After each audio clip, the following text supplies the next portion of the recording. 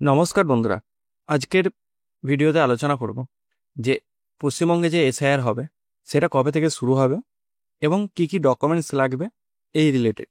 আর এই ভিডিওটা ইম্পর্টেন্ট হবে এই কারণে, কারণ আপনারা হয়তো অনেক ভিডিওই দেখেছেন বা অনেক নিউজ চ্যানেলে দেখেছেন যে এসআইআর রিলেটেড ভিডিও হচ্ছে।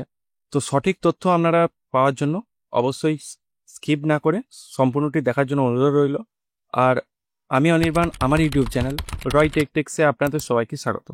তো চলুন ভিডিওটা শুরু করা যাক। এসআইআর বলতে স্পেশাল ইন্টেন্সিভ রিভিশন, যেটা ইলেকশন কমিশন অফ ইন্ডিয়ার আন্ডারে পড়ে।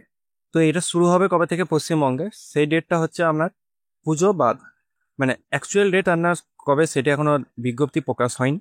তো পুজো বাদ মানে আপনার ভাইফোঁটা বা কালী পুজো বা দীপাবলি পরে আপনার এসআইআর চালু হবে পশ্চিমবঙ্গে।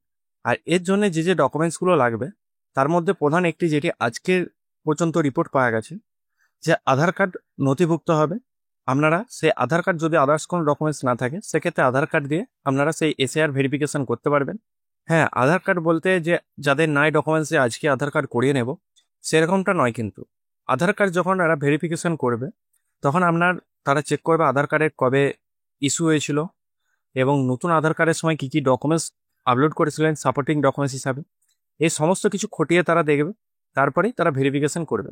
এই নয় যে আপনারা আজকেই করে দিলেন আপনার আধার কার্ড পরে ভেরিফিকেশনের জন্য, তাহলে কিন্তু সেটা যোগ্য হবেন।